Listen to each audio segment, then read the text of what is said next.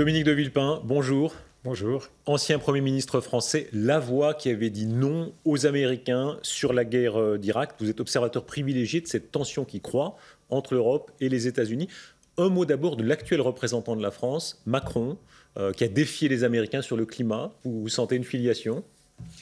Oui, il a pris ses marques avec beaucoup de force, beaucoup d'audace en même temps, et dans un temps privilégié, puisque son arrivée sur la scène nationale correspond à un temps fort de la vie internationale. Donc c'était la meilleure introduction possible à cette nouvelle fonction. Vous, à qui on accordait tellement de panache, le fait de défier le président américain en parlant anglais, en détournant sa formule, ça a dû vous plaire, non ? Oui, bien sûr. Défier, ce n'est pas une fin en soi. Ouais. L'objectif en matière diplomatique, c'est toujours de servir un idéal et un objectif. Et cet idéal et cet objectif, aujourd'hui, c'est de travailler à la recomposition de la scène internationale à un moment où on le voit, beaucoup de choses se défont, beaucoup de choses basculent, beaucoup de choses changent, et on a besoin de construire un ordre nouveau. Vous avez été vraiment au cœur de la machine, face aux Américains. On se demande souvent la bonne méthode, c'est quoi ? Est-ce que c'est d'être arrangeant ou au contraire, c'est toujours jouer la force ? Alors, le rapport de force, il peut présenter des avantages, mais il faut être très sûr de son interlocuteur. Il y a des interlocuteurs qui sont tellement difficiles que dans le rapport de force, ils peuvent toujours imaginer quelque chose qui dégrade un peu plus la situation. Donc, ça suppose deux personnes raisonnables pour que, dans le rapport de force, quelque chose de constructif puisse sortir. Donc, alors, précisément, est-ce qu'il peut être raisonnable ? Eh bien, voilà, c'est une vraie question. Je pense que peu de gens ont la réponse. Il aime le rapport de force. Il aime pousser les choses et il y ajoute un principe qui est un principe très angoissant en matière internationale, qui est le principe d'incertitude. En général, la plus grande puissance mondiale a vocation à introduire de la stabilité, à calmer les choses, à tempérer les élans et les mouvements. Ça, c'est vraiment nouveau, pardon. Vous aviez affronté George Bush, le fils. Là, c'est tout autre chose. C'est tout à fait autre chose, même si les néoconservateurs avaient une philosophie des relations internationales profondément déstabilisante. On l'a vu avec l'intervention en Irak et ce qui a suivi. Là, il est difficile d'anticiper, au-delà de 8 jours, 15 jours, sur ce que va être le prochain mouvement du président des États-Unis. On l'a vu sur le Yémen, on l'a vu sur la Syrie, où, alors même qu'il avait affirmé son désir de ne pas multiplier les interventions militaires et même d'être en retrait encore davantage par rapport à Barack Obama. Il a changé. Donc, on l'a vu sur un coup de tête, entre guillemets, agir. Sur Trump, vous avez eu ce mot terrible, vous avez dit c'est un empereur fou. Oui, c'est une référence historique à quelques grands empereurs du passé qui avaient en quelque sorte une vision un peu illuminée de la scène internationale. Donc la caricature ne vaut pas véritablement dans le cas présent. Quand même, pardon, l'adjectif fou, objectivement, beaucoup de gens se posent cette question. Fou dans le sens d'imprévisible. Alors, la partie la plus prévisible de Donald Trump, c'est son expérience, son passé d'homme d'affaires, de négociateur, d'homme des médias, qui est un homme qui aime les coups d'éclat. Alors, il y a néanmoins un fil que l'on suit semaine après semaine, c'est la volonté de tenir ses promesses de campagne. Et on l'a vu sur les positions prises sur les accords de Paris. La dénonciation des accords de Paris intervient dans le cadre des promesses qu'il avait faites. Beaucoup de promesses n'ont pas été tenues à ce jour. Par exemple, la construction d'un mur avec le Mexique, par exemple, le déplacement de la capitale pour les Américains de Tel Aviv à Jérusalem. Mais cette promesse-là, elle était structurante vis-à-vis du public américain parce qu'elle touchait aux emplois, qui est la grande frayeur de beaucoup d'Américains. Et à travers donc cette dénonciation des accords de Paris, il y a l'idée que Donald Trump va défendre les emplois américains, l'Amérique d'abord, l'Amérique en premier. C'est bien là le thème même de sa campagne. Il y a quelque chose qui est du rationnel, quelque chose qui paraît irrationnel, cette présence physique de Trump, cette agressivité quand il pousse le Premier ministre du Monténégro, ce rapport de force physique, ces fameuses poignées de main. Alors, il y a la part d'anecdote, il y a quelque chose d'inquiétant tout de même. Oui, il y a quelque chose d'inquiétant et qui tient à la façon presque égale avec laquelle Donald Trump traite ses adversaires et ses alliés. Et le fameux principe d'incertitude, aujourd'hui, il vaut pour les alliés asiatiques des États-Unis, il vaut aussi pour les alliés européens.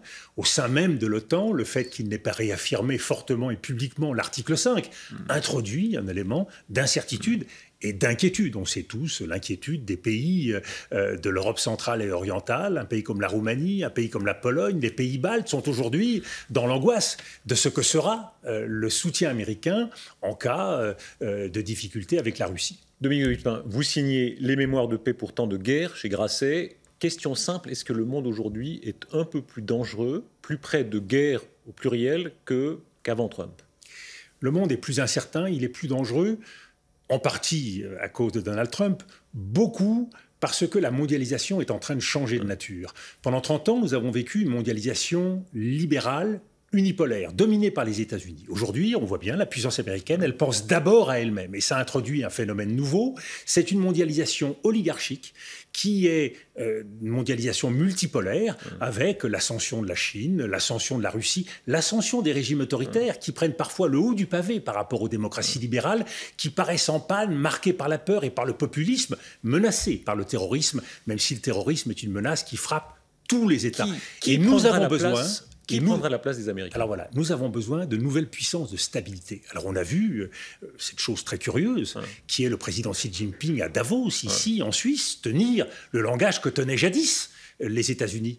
La défense du libéralisme, la défense du libre-échange, la défense de la modération et d'un monde multipolaire. Et puis nous constatons jour après jour à quel point nous avons besoin d'une Europe forte. Et la chance, dans notre malheur, dans les difficultés du temps, c'est peut-être de voir émerger une Europe qui va se prendre en main. Et il est très intéressant de constater le constat fait par Angela Merkel, disant « nous ne pouvons plus désormais compter, comme nous le faisions dans le passé, sur notre alliance avec les États-Unis. Il faut prendre notre destin en main. » Et l'arrivée d'un jeune président français qui représente la chance d'un renouveau du moteur franco-allemand européen. Il y a un moment européen. Il y a un moment européen. Et ce moment européen, il repose d'abord sur les épaules de l'Allemagne, qui a marqué de sa domination les dernières décennies, mais qui ne peut pas toute seule porter le fardeau européen, et repose aussi beaucoup aujourd'hui sur les espoirs que l'on peut placer dans le nouveau président français et la capacité qu'ils ont à s'entendre et à relancer l'Europe, relancer la zone euro, mais relancer les grandes politiques européennes. Est-ce que le parapluie américain risque effectivement de se refermer en partie? Je veux dire, la crainte de Merkel, est-ce qu'elle est fondée? Elle est fondée, il y a aujourd'hui un doute, et le fait que le président américain fasse silence sur l'article 5 en témoigne. Sur quel théâtre d'opération, pardon, dans quel moment il pourrait y avoir aujourd'hui un début de guerre où les États-Unis diraient « on s'en mêle pas » ? Une tension aux frontières de l'Europe centrale et orientale et de la Russie. Les zones de tension ne manquent pas. Tension en mer de Chine, tension sur la Corée du Nord, tension au Moyen-Orient. Donc, Trump peut aller si loin, vraiment se dire « je me retire, je laisse faire ». Une fois de plus, imprévisible. Le doute existe. Nous ne savons pas ce qu'il pourrait faire en cas de tension accrue. Ce qui est certain, c'est que c'est un temps nécessaire de conscience européenne pour aller plus loin dans la construction d'une Europe de la défense. Dans un premier temps, un pilier européen de la défense au sein de l'OTAN, et puis le moment viendra où il faudra que nous prenions nous-mêmes en main notre défense, et c'est donc une Europe de la défense qu'il faudra construire ensemble. 2003, votre discours fameux à l'ONU contre l'intervention américaine en Irak. Ensuite, le printemps arabe. Aujourd'hui, cette guerre de Syrie qui est tellement effroyable. Est-ce qu'il y a un jeu de domino direct, selon vous, entre ça, entre l'Irak et la Syrie? Il y a d'abord une contagion, ce qui est souvent passé sous silence, qui est celle des États faillis. L'Irak, la Syrie, le Yémen, la Libye, les États du Sahel. Et cette contagion fait qu'autour des États faillis, la gangrène multiplie les abcès favorables au terrorisme. Ça, c'est le premier élément. Il y a un deuxième élément, c'est la multiplication des interventions militaires, en partie occidentales, qui crée des abcès de fixation supplémentaires qui mobilisent à la fois là-bas et en même temps chez nous des populations qui... L'Irak était une erreur, la Libye était une erreur, intervenir là-bas? Absolument. Mais d'une manière générale, toute intervention militaire qui ne s'inscrit pas dans le cadre d'une vraie vision politique, d'une stratégie politique, nous le savons, ce qui compte, c'est la capacité que l'on a politiquement à réparer les dégâts, à cicatriser les plaies. Si l'on ne cicatrise pas, eh bien les plaies purulent et créent de nouveaux facteurs de terrorisme. Est-ce que ça veut dire qu'il faut regretter les régimes d'avant le printemps arabe? Beaucoup le font, hein. Beaucoup de gens se disent au fond, il valait mieux les dictateurs que ce qui se passe. Alors, ce que vous dites souligne l'impasse dans laquelle la politique de changement de régime nous a conduits. Toute politique de force qui qui conduit à vouloir changer un régime conduit à plus de catastrophes. Ce qui ne veut pas dire que nous devons donner l'absolution à tous les régimes autoritaires, autocratiques, notamment dans cette région. Nous devons encourager les évolutions, mais il faut le faire par la coopération, il faut le faire par la négociation, il faut le faire par l'incitation, beaucoup plus que par l'instrument militaire. Mais il y a une donnée nouvelle, vous rappeliez les printemps arabes en 2011, c'est cette tentation du suicide moyen-oriental. Et cette région n'en finit pas de se diviser, ce que nous venons de voir entre l'Arabie saoudite voulant mettre au banc le Qatar, témoigne une nouvelle fois de cette incroyable capacité de division du monde arabe. Est-ce que c'est dangereux, actualité de la semaine, effectivement, le Qatar mis au banc par l'Arabie saoudite, par l'Égypte, aussi par quelques autres États? Est-ce que c'est dangereux? Ce qui est dangereux, c'est moins le différend politique et diplomatique. Parce qu'il y en a déjà eu dans le passé, depuis la création du Conseil de coopération des États du Golfe en 1981. Ils se haïssent depuis toujours, il y a une suspicion profonde, même s'ils partagent le même courant religieux, le wahhabisme. Ils s'opposent en particulier sur le refus par l'Arabie saoudite de toute singularité, de toute autonomie ou indépendance de la part d'un quelconque autre État. En particulier parce que le Qatar a commis un double crime de lèse-majesté, soutenir les frères musulmans, et puis surtout soutenir l'Iran. Il y a aujourd'hui une diabolisation de l'Iran dans cette région. La visite de Donald Trump, de ce point de vue-là, a accru encore un peu plus les tensions, parce que les Américains ont donné le sentiment de donner un chèque en blanc à l'Arabie saoudite pour diaboliser un peu plus l'Iran. Évidemment, c'était le moment idéal pour marginaliser ou tenter de marginaliser ce petit émirat du Golfe. Les dominos toujours, l'Arabie saoudite, le régime n'est pas tombé là, hein, et beaucoup se disent le jour où le régime saoudien tombera, tout est possible. Oui, le régime reste fragile, d'abord parce qu'il y a une minorité chiite extrêmement active, parce qu'il y a une révolution économique intérieure qui est en cours, avec une nouvelle génération qui est arrivée aux affaires, avec le nouveau monarque. Tout ceci est encore loin d'être stabilisé. La monarchie saoudienne est engagée dans une guerre sans issue au Yémen. Quand on voyait ces images tellement fortes où Trump danse, la danse des sabres avec les dirigeants saoudiens qui sont tellement loin de nos valeurs, qu'est-ce que vous avez pensé? C'est un moment d'illusion diplomatique. C'est un moment où Donald Trump peut avoir le sentiment que tout est possible, que la planète tourne autour de lui. Mais tout cela est en même temps très dérisoire quand on sait que tout cela est signé du sang et de la souffrance des peuples. On ne pense pas suffisamment aux peuples de cette région. Et si l'on y pensait davantage, on aurait une toute autre stratégie vis-à-vis de cette région, qui est d'abord de répondre aux problèmes des populations qui souffrent, si l'on veut limiter ce risque terroriste qui ne fait que s'accroître, et si l'on veut apporter des réponses, consolider les États, répondre aux urgences humanitaires qui existent ici et là, et bien évidemment mettre en place des stratégies politiques et diplomatiques qui ne sauraient être de confrontation. Il n'y a pas d'autre objectif aujourd'hui que de viser à la réconciliation entre l'Iran chiite et l'Arabie saoudite sunnite. Et les États-Unis doivent créer des ponts, doivent créer des passerelles, des dialogues. C'est tout le contraire. Et c'est bien évidemment le rôle que peut jouer aujourd'hui l'Europe, un pays comme la France et d'autres pays en Europe, la Suisse, qui ont de bonnes relations avec tout le monde, doivent encourager évidemment cet élan. Dominique de Villemain, votre parcours, les mots, vous êtes un homme de mots. Alors je rappelais ce fameux discours de 2003, vos livres, vous êtes de ces politiques croyants aux mots, à l'usage des mots. Ça peut changer les choses, les mots?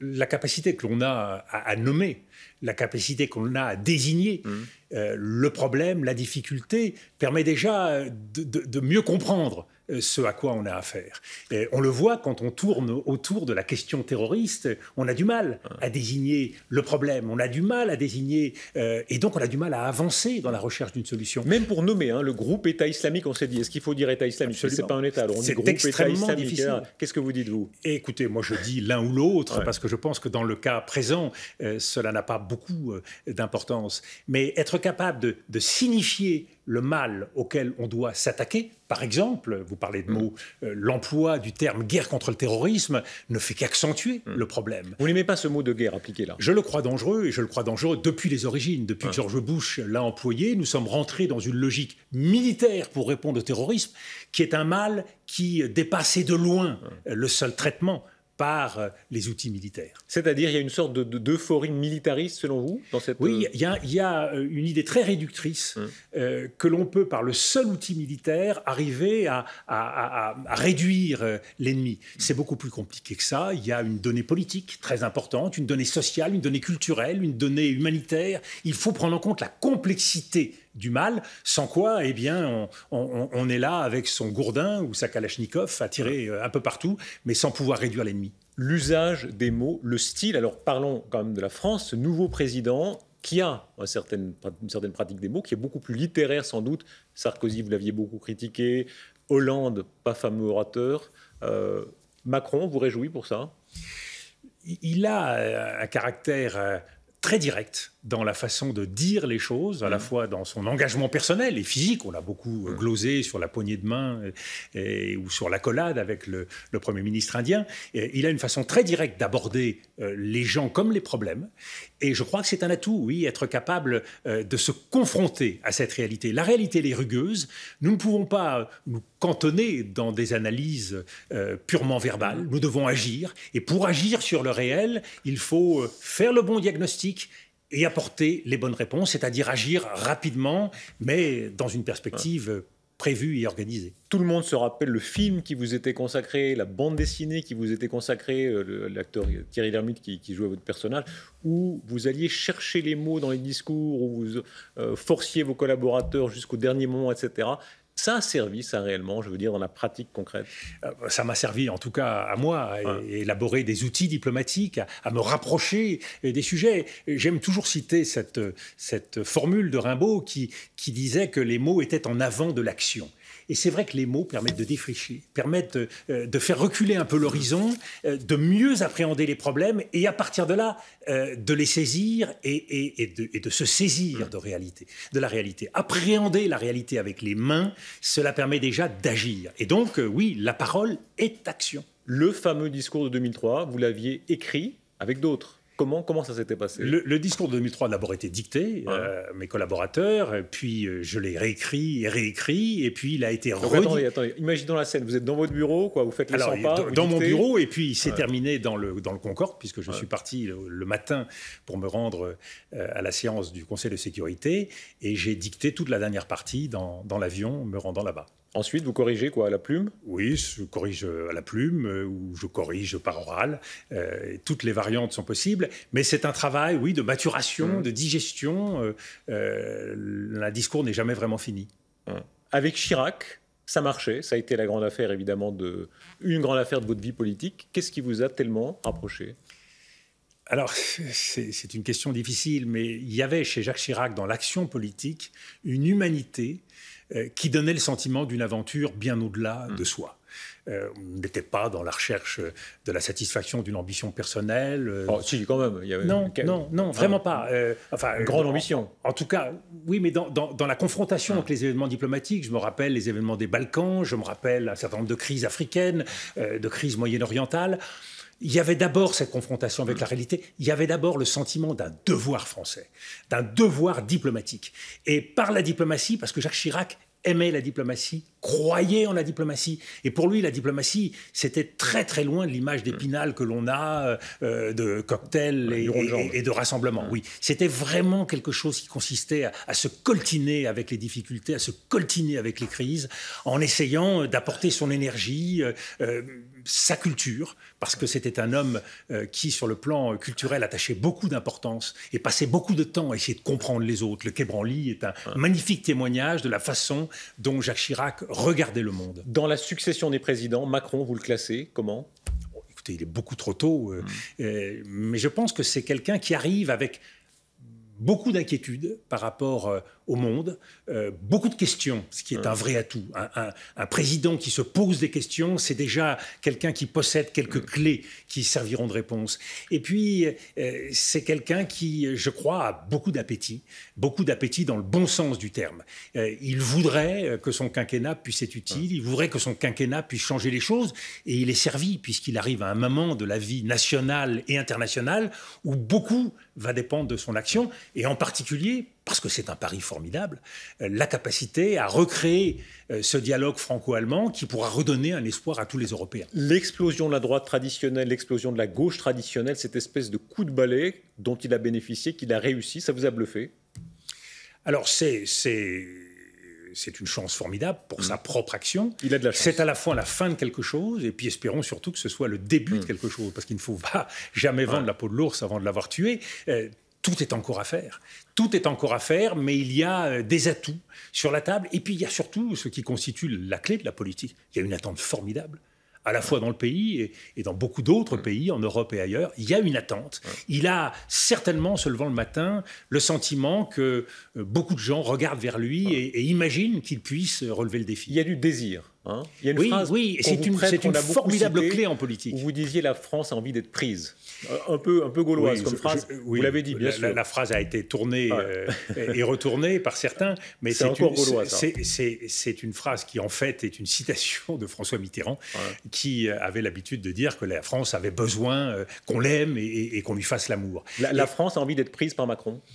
La France attend de lui et a envie d'être surprise. Elle a envie véritablement que beaucoup des blocages qu'a connus notre pays au cours des dernières décennies puissent être levés. Oui, elle a le sentiment qu'il y a quelque chose de possible. Et c'est cela la magie de la politique. C'est qu'à un moment donné, ce qui était impossible la veille devient possible parce que les Français sont prêts. Et je pense que les Français aujourd'hui sont prêts pour... Vous pourriez travailler avec Macron ? Mais j'ai travaillé un peu avec lui au cours des derniers mois. Si demain il vous proposait de revenir dans la politique active, vous diriez oui? J'ai déjà répondu à cette question. Il y a un temps pour tout. Et aujourd'hui, mon temps à moi, c'est celui de conseiller, d'essayer d'avoir des idées, mais ce n'est pas de remplacer ceux qui font très bien leur métier au gouvernement. Vous avez une passion pour Napoléon. Ça fait partie de vos grandes passions littéraires. Il y a quelque chose de cette surprise-là, on ne va pas faire de comparaison ridicule, mais enfin, je veux dire, une nouvelle génération qui arrive. Il y a un moment, une fois de plus, il y a un moment Emmanuel Macron, comme il y a eu un moment De Gaulle en 1958, ou un moment Napoléon avec Brumaire et le consulat. Oui, c'est vrai qu'on est à un moment où on est à la fin de quelque chose, on constate tous, et on aspire tous à quelque chose de nouveau. Est-ce que, comme Napoléon, capable, avec les masses de granit, de recréer des institutions, un préfet, une légion d'honneur, de rebâtir une France nouvelle et de l'adapter à une Europe nouvelle, est-ce que ce moment-là, on pourra effectivement le rendre possible? C'est l'espoir de beaucoup dans notre pays. Vous êtes un spécialiste de Napoléon. En réalité, vous avez écrit sur lui, vous avez possédé beaucoup de ses objets. Vous parlez de la peur. La peur est bonne conseillère en politique et la peur n'a pas toujours assez inspiré en Napoléon. La peur est un moteur et c'est certainement le moteur de la vie de Bonaparte tout au long de sa vie et c'est particulièrement vrai dans la période des 100 jours que j'ai essayé de raconter notamment. Et c'est vrai que la peur est une formidable incitation. C'est une incitation d'abord à avoir rendez-vous avec soi-même. On a rendez-vous avec soi-même. La peur vous redonne le contact avec vous-même et en même temps vous oblige à relever un défi, à vous dépasser, à vous surmonter. Vous avez aimé la peur? Écoutez, la peur, elle fait partie de tous ceux qui aiment relever les défis. J'aime le sport et c'est pour cela que tous les matins, je me confronte avec cette réalité à travers la course à pied. Mais c'est vrai que la peur vous oblige constamment à faire mieux. Et donc, avoir conscience de ses limites, avoir conscience des difficultés, c'est un formidable aiguillon dans la vie. C'est un élément d'incitation au dépassement. La politique aujourd'hui, la politique de combat, ne vous manque pas? Pas du tout, parce que le combat dans la vie, vous pouvez le retrouver de 1000 autres façons. C'est pas la même chose. Si, le combat à travers l'art, le combat à travers l'accompagnement des plus jeunes. Il y a d'autres façons de l'excitation relever le défi. De pouvoir être tué ou tuer, ce côté à la vie et à la mort qu'il y a en politique, franchement, ça manque, non? Alors moi, ça ne me manque pas du tout, mais parce qu'il y a un aspect très dangereux dans cette excitation-là, il faut aussi le mentionner, c'est que cela peut devenir un jeu. Et quand cela devient un jeu, c'est un jeu stérile, c'est un jeu négatif, c'est un jeu qui crée énormément de frustration et d'amertume. Et je me méfie de cela. Je crois qu'il faut savoir aussi s'éloigner du pouvoir, s'effacer par rapport au pouvoir. Quand le pouvoir devient une drogue, quand le pouvoir n'est plus devoir, quand le pouvoir est jeu, il est alors profondément dangereux et contre-productif. Et de ce point de vue-là, venir en Suisse fait du bien. Dominique de Villepin, merci, on vous lira Mémoire de paix pour tant de guerres chez Grasset. Merci beaucoup. Merci à vous.